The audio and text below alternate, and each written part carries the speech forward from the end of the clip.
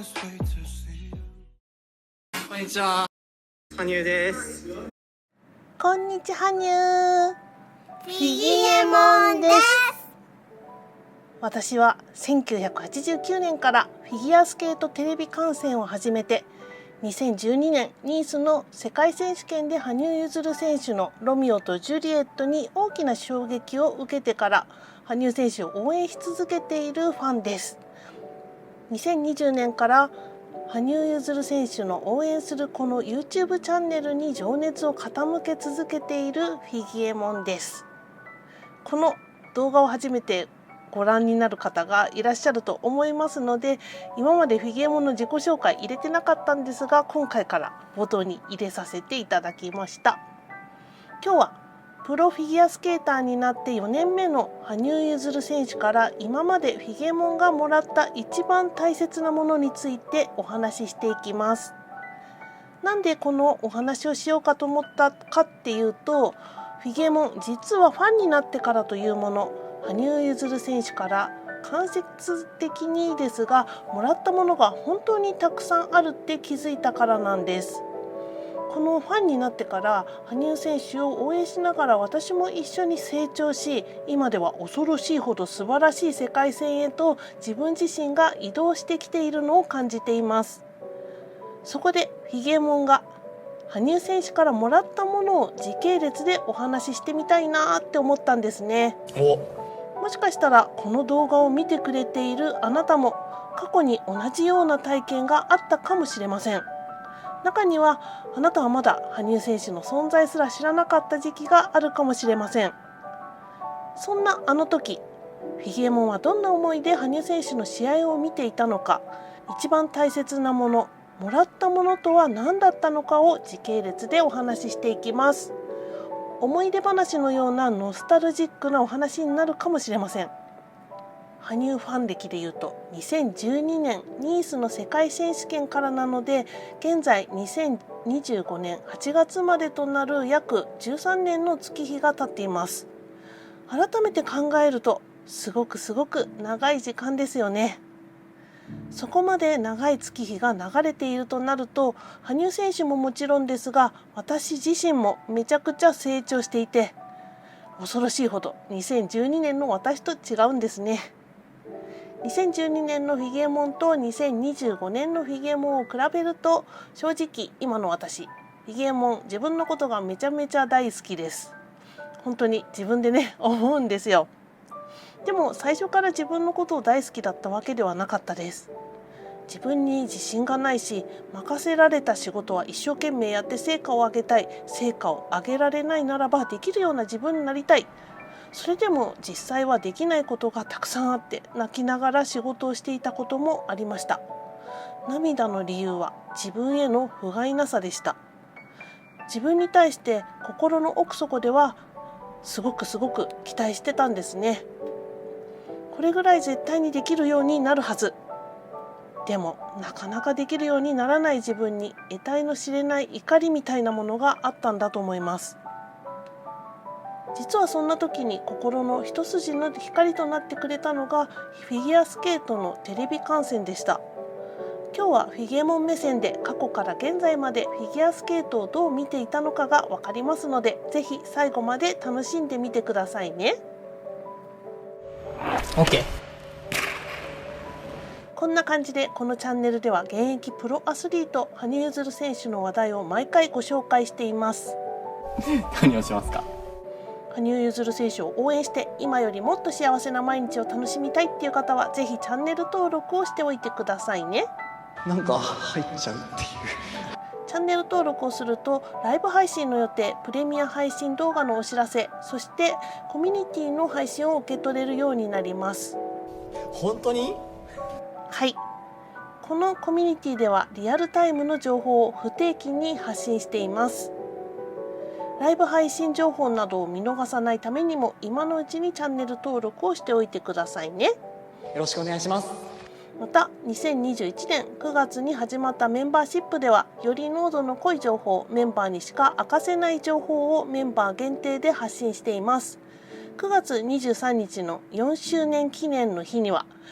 毎年やっているメンバー限定プレゼント企画を実施しちゃいます。今年はある方からプレゼントの提供をしていただく話にもなっていますので、メンバーの皆さん楽しみにしててくださいね。皆さんもその楽しさが伝わってたら嬉しいです。メンバーシップの内容に興味のある方はメンバーになるボタンまたは説明欄のメンバーシップのリンクをクリックすると説明動画と特典が確認できますので、ぜひ見てみてくださいね。 OK。 2010年バンクーバーオリンピック、浅田真央対キム・ヨナ。私はこの放送を会社の応接室で生観戦していました。当時フィゲモンは入社して6年目、仕事を全身全霊で思いっきりやりたいという心の奥底の願望とは裏腹に、担当する仕事は全身全霊でやるほどのものでもなく、なんとなくやり過ごしている日々でした。私にとってフィギュアスケートを見ることは、輝かしい目標に果敢に挑む姿を見て自分への活力を得る場所。浅田真央さんの姿を見て応援する気持ちは強くありましたが、どこか自分と重ねているところがありました。ここから4年間頑張れば金メダルがきっと取れる。自分のやる気のなさをフィギュアスケートを見ることでやる気を奮い立たせる。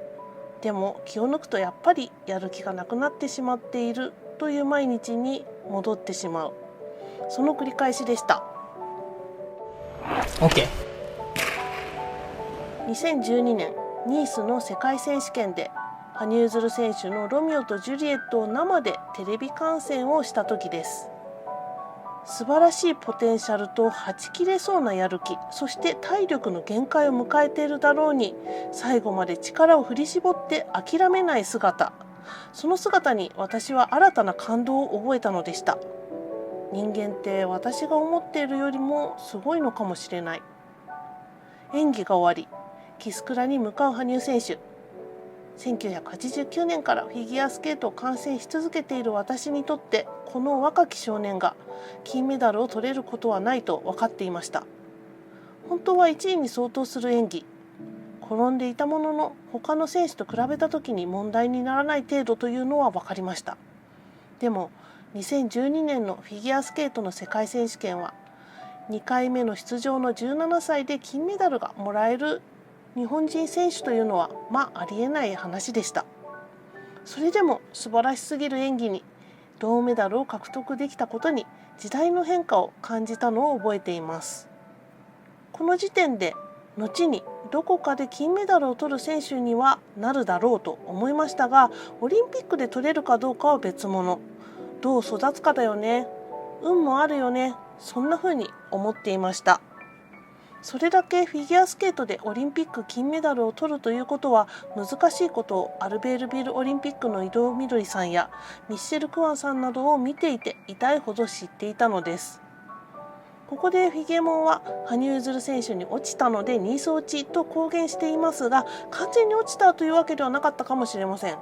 それは羽生選手の輝かしい未来を楽しみにするとともに、自分がどれぐらいこれから頑張れるのか、その可能性を勝手に羽生選手の活躍と重ねていたのかもしれません。 OK。 2014年ソチオリンピックの直前、フィギュアスケート界の見えないエネルギーの流れが変わります。2013年日本開催のグランプリファイナルです。日本はオリンピック前年にグランプリファイナルを開催する作戦を2005年から継続していました。この作戦と羽生選手の活躍がうまくはまりました。当時パトリック・チャンが王者だという世界の認識の中、ソチ五輪直前のグランプリファイナルで羽生選手が優勝。当時ショートプログラムで100点が一つの壁になっていた中、99.84 点を取り、オリンピックでは100点超えが見えてきた。そんな凄まじい上昇気流に乗る羽生選手の勢いはとどまることを知りません。正直私はここまでの勢いをオリンピック直前で見たことがありません。今までの日本選手はオリンピックが見えると硬くなる、そしてジャンプをミスする、そんな姿ばかり見ていた私にとって、羽生選手の考えていることにますます興味が湧いてきました。演技後のインタビューでは、ジャンプやステップ、スピンを一生懸命やろうと思っていましたし、何より楽しみながらできたと思います。点数には驚きましたけど、自分がしたかったこと、するべきことをしっかりできたことが良かったです。こんなことを語っていた羽生選手。楽しみながらこの状況でできることに尊敬の念しか湧かなかったですね。フィギュアモンがもしこの状況だったと考えると、やっぱり完璧な演技するのは難しいんじゃないかなって思います。でもそれができる日本人がいる。それを知っただけで自分の未来も明るいのではないか、そんな錯覚を覚えたのがこの試合でした。 OK。 2014年ソチオリンピック、羽生選手はショートプログラムで 101.45 という100点超えの演技を披露します。そう、あのドヤ顔のパリの散歩道、通称パリさんです。あの堂々とした自分を出し切る演技を見たとき、私の中で羨望の気持ちが芽生えます。どうしたらあんな風に自分を出し切れるのだろ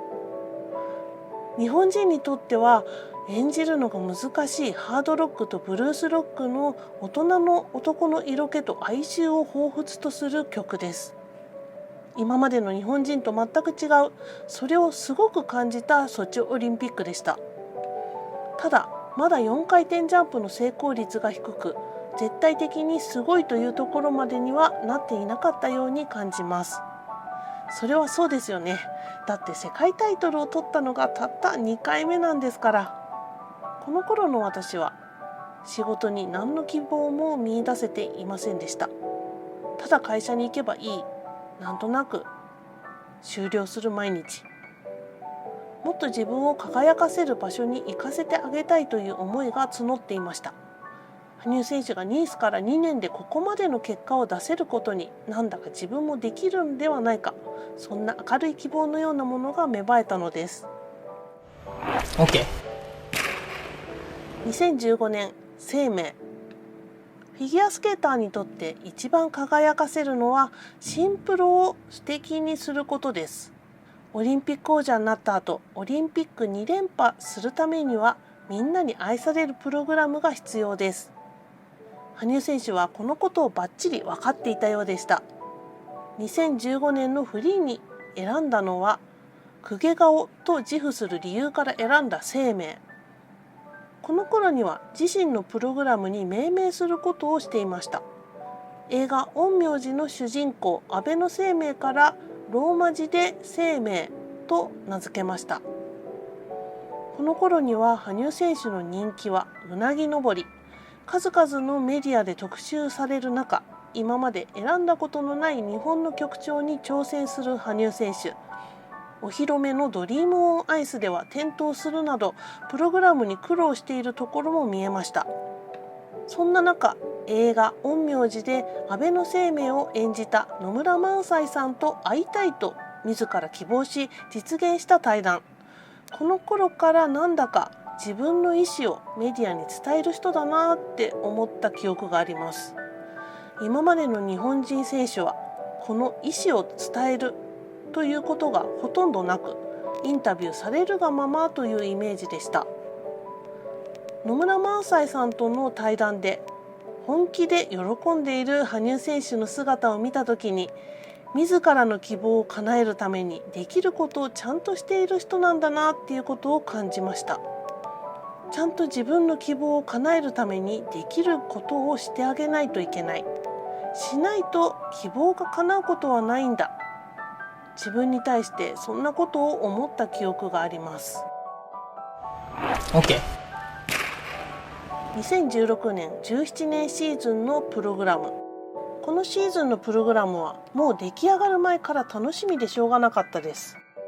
絶対にすごいプログラムを作ってくる。そして新しいものに挑戦してくるはず。オリンピック前のプレシーズンはフィギュアスケーターにとって新しいプログラムに挑戦する最後のチャンスです。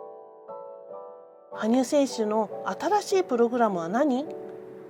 そう、出てきたのはショートプログラムがレッツゴークレイジー、フリーがホープ&レガシー。久しぶりのロックに自然を表す曲。なんだかわからないけど羽生結弦だったら絶対シーズン最後にはすごいプログラムにしてくる。この頃には羽生選手への期待しかない半年間でしたね。ひげもんの日常は羽生選手の今後を期待しながら新しい仕事で新しいことに挑んでいた、そんな時代でした。そしてこのシーズン、フィギエモンプーさんの制作を思いつきます。ディズニーシーによく行ってたこの頃、売られているプーさんを見ながら、このプーさんに羽生選手のそっくりの衣装を着せたい、そんな強い思いが湧いてきたんです。でもどうやって作っていいか分かりません。分かんないけど買っちゃえ、そんな感じでフィギエモンプーさんをお迎えしたんですね。その後、自分の思いを叶えるためにやっと頑張りました。行ってみないと実現できません。あるプロの方にこの羽生選手の衣装を作ってほしい。正直自分の中では頼みづらかったんですが、やってみました。皆さんこういうことないですか？なんか悪いから言えない。そうやって自分の願望が叶っていなかったことが何回あるでしょう。野村萬斎さんに会いたいと言った羽生選手のように私もお願いしてみたのです。この思い切ってお願いしたことが今のフィギエモンにつながっています。この願いを叶えるためにはちょっと勇気を出して行動する、これが羽生選手から教わって実践できたことでした。 OK。 2018年ピョンチャンオリンピック、フィギエモンプーさんが出来上がった2017年18年シーズンですが、羽生選手はあまりいい年ではなかったかもしれません。2017年11月、NHK 杯の公式練習中に4回転ルッツで転倒し、右足首の靭帯損傷など、当時は怪我の名前が伏せられているほど深刻な状況に陥っていました。その頃、羽生選手だったらオリンピックに急に出たとしても金メダルが取れる、そんな確信が私の中で強固としてあるほど、羽生選手へのスケートの信頼は厚いものでした。なんでそんな信頼があったのか、それは羽生選手から出る2連覇のエネルギーでした。ただ現実は私が思っていたよりも深刻だったようで、右足関節外側靭帯損傷、三角靭帯損傷など、もう複数の重い怪我を負っていた羽生選手。全日本選手権など主要大会を欠場し、満足な練習を十分に行えない状態で挑んだオリンピックでした。オリンピック時点でも怪我の痛みは 20% から 30% ほど残っていたと決して完治はしていませんでした。それでも羽生選手はショートプログラム最初のジャンプを鮮やかに決め、ショートプログラムで首位に立ち、最終的にオリンピック2連覇を達成しました。羽生選手の小さい頃からの2連覇の夢が叶ったわけです。フィギエモンはピョンチャンオリンピックを家で見ていました。4年前は生放送を落ち着いて見たかったけど見れていなかった自分から、休みを取って家で見る世界戦へと移動できたのです。そして羽生選手が金メダルが取れたことを喜ぶのと同時に、気になった言葉がありました。氷に立てなかった時間はすごく辛かったけど、その中でもオリンピックに向けてできることを全部やった。できないことにフォーカスするのではなく、できることを積み重ねてきた。オリンピックで自分のスケートをやりきること、それだけを考えてきた。痛みはある。でもそれを上回る覚悟がある。これは羽生選手がオリンピック後に語った言葉です。フィギエモンはこの中でできることを全部やったという言葉と覚悟という言葉が気になりました。オリンピック金メダルを狙う者がするべきことは、普通に考えた時練習だって思えます。フィギュアスケーターの場合は表情練習です。でも羽生選手がオリンピック金メダルを取るためにやったことは、羽生選手にとってできない表情練習ではなく、自分ができることを全てやったというのです。具体的には陸上練習とも言っていましたが、大怪我をしたのだからほとんどじっとしているしかなかったと予想できます。その時覚悟を決めたというのだから体を使ったことをしてないのでしょう。こんなこと考えられますか？頭の中で練習したっていうんでしょうか。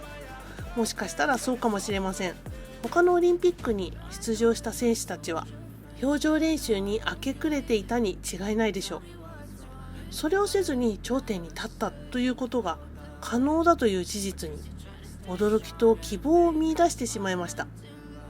だって昭和の時代は巨人の星のようなバッティングをしてなんぼ、うさぎ跳びしてなんぼ、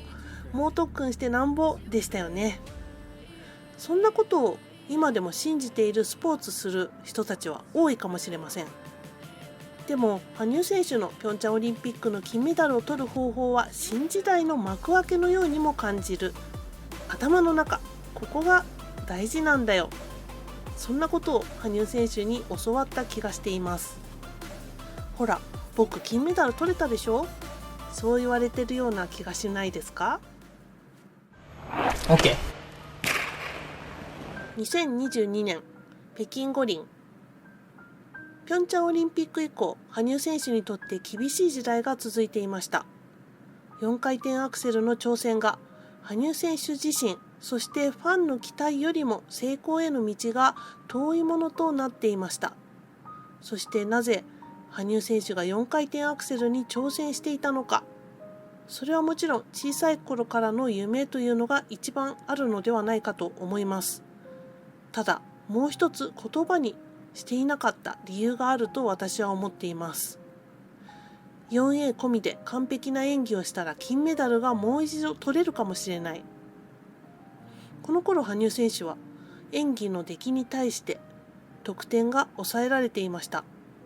理由はフィギュアスケートの闇とも言える理由なのでここではあえて言及しませんが、本来は羽生選手が4回転アクセルなしでプログラム通りの演技をした場合、4回転ジャンプの数で劣っていたとしても得点が上回るはずのクオリティのプログラムを披露していました。今までのフィギュアスケートの流れだったら羽生結弦の演技が一番だと言えると確信しています。ですが北京オリンピックで羽生選手がショートプログラムで失敗せず、フリーでも 4A 込みで完璧な演技をしたとしても結果は2位だったと思います。当時この YouTube チャンネルで様々な動画を作成し全力で応援していましたが、このことはオリンピック前に言うことができませんでした。分かっていたけど違っていてほしい、そんな祈りのような願いがありました。だって本当にそんな汚い世界だったら私自身が絶望してしまいそうだから。羽生選手はきっと北京オリンピックのことを思い出したくもないでしょう。それぐらいピョンチャンオリンピックまでの道のりとは打って変わって厳しい時代だったと思います。私もこの YouTube チャンネルを運営していながら苦しい場面がたくさんありました。羽生選手の悲しみと絶望が見えたとき、自分のことのように隠れて泣いたものです。羽生選手は当たり前ですが私たちよりもこのことを分かっていたはずです。分かっていたけど北京オリンピックに出場しメダリストではないのに記者会見を開いたのです。 OK。 プロ転向。北京オリンピック期間中の記者会見が開かれた時、私はビクビクしていました。曲がりなりにも YouTube チャンネルは羽生選手オンリーのチャンネルなんで、引退したらチャンネルを閉じなければいけないのかもしれない。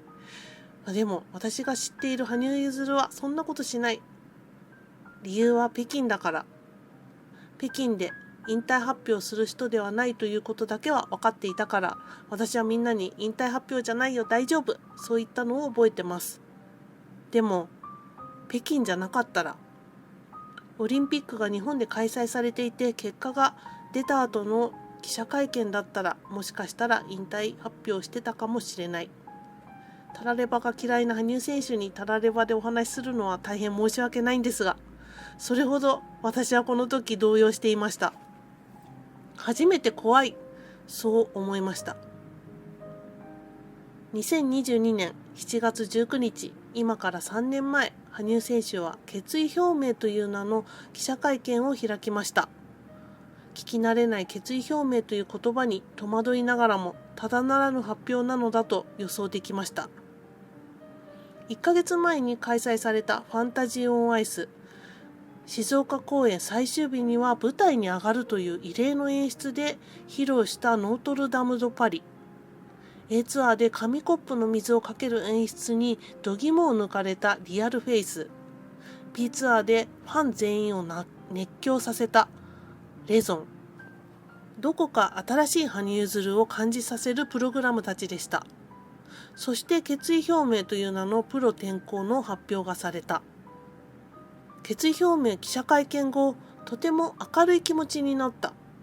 ああ、やっとやりたいことができるんだ。本当にやりたいことってどういうことなんだろう。そんな期待があふれました。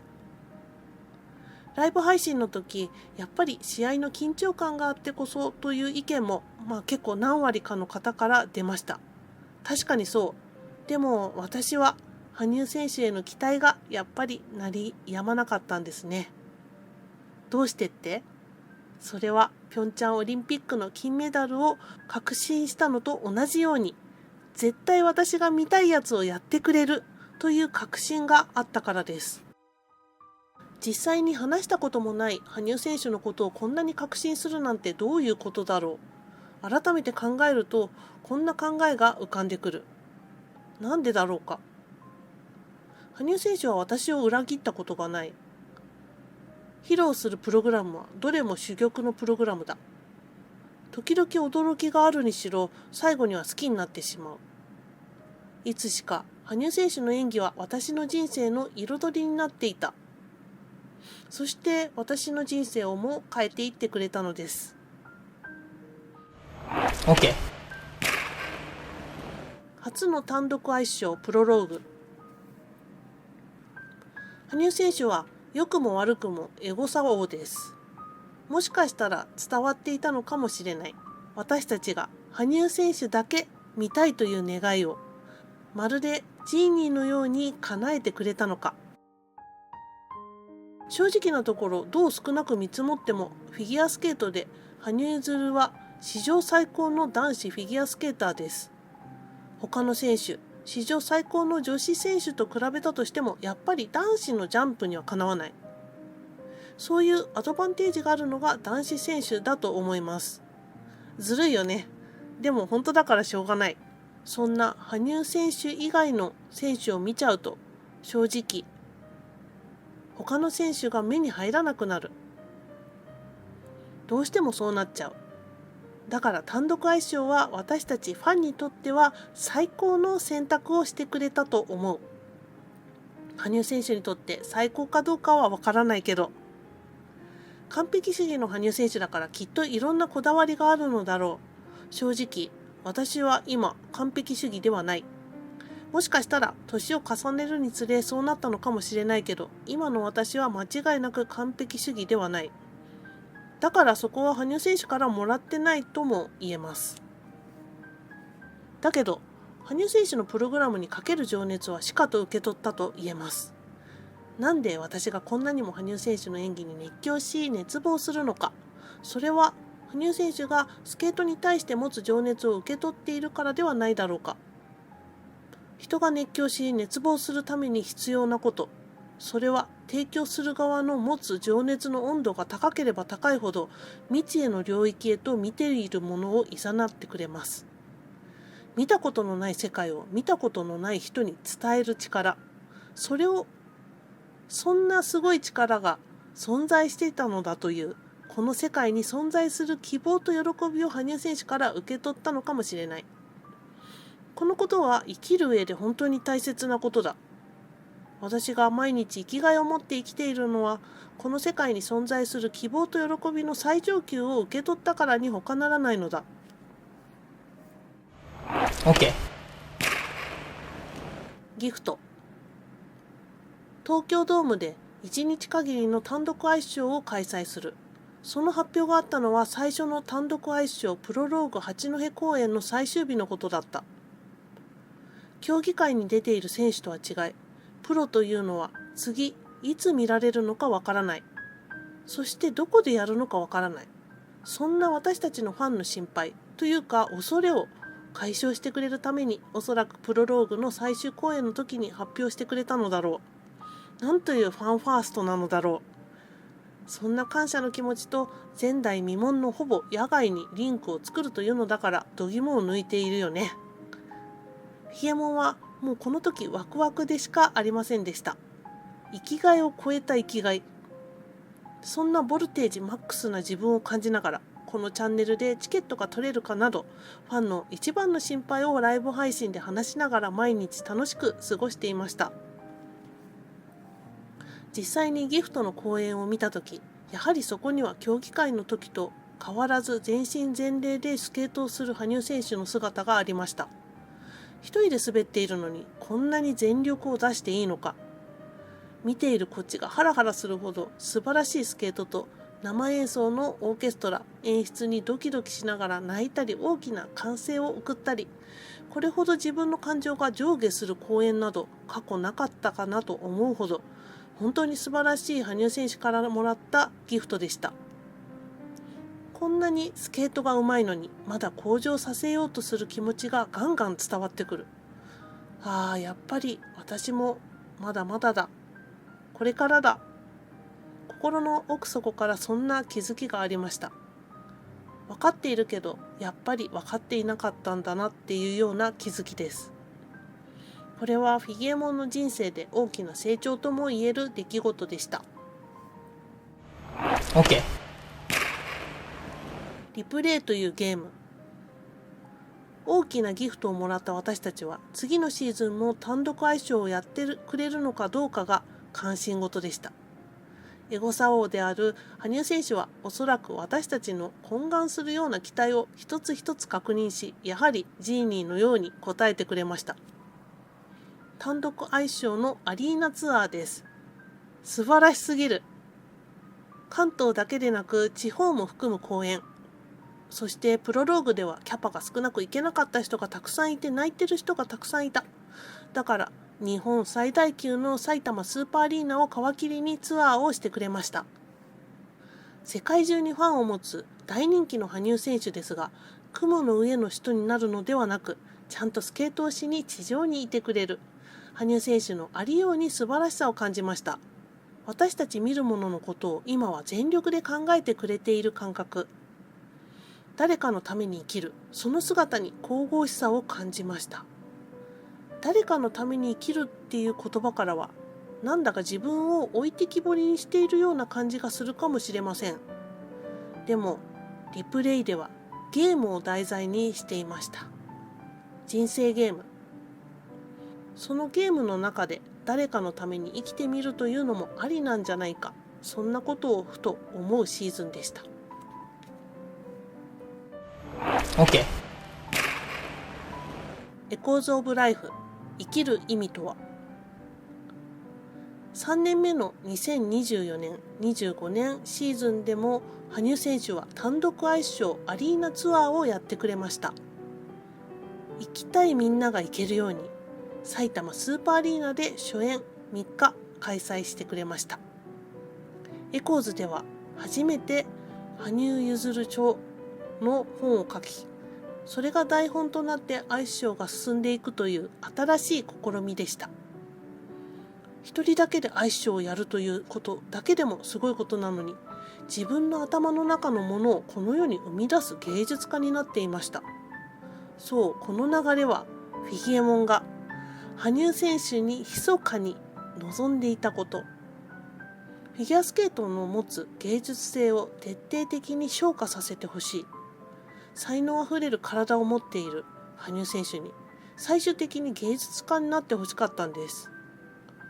ここまでしてくれる羽生選手を見ていると、フィギエモンも自分の中にある才能ある部分を羽生選手ぐらい開花させてみたい、そんなことを思うようになりました。そしてこの気持ちはフィギエモンが生きる意味へと通じるのだという確信を得ることができたのです。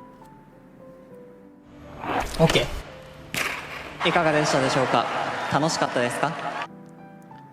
今日は羽生選手からもらった一番大切なものをフィギエモンの歴史とともに振り返ってきました。なんでフィギエモンが YouTube チャンネルをやっているのか、続けられているのか、自分自身でも不思議に思うところがありました。でも改めて羽生選手からもらったものについて考えたとき、その理由が明確になりました。そして羽生選手からもらった大切なものはまだあります。それは今、この動画をご覧になっているあなたとの出会いです。この長い歴史の中、フィギエモンがこうしてあなたと出会えている奇跡は驚くべき幸運です。羽生結弦ファンでなければあなたに会うこともなかったでしょう。またあなたにお会いできることを楽しみにしています。次の動画でお会いしましょう。フィギエモンでした。さようなら。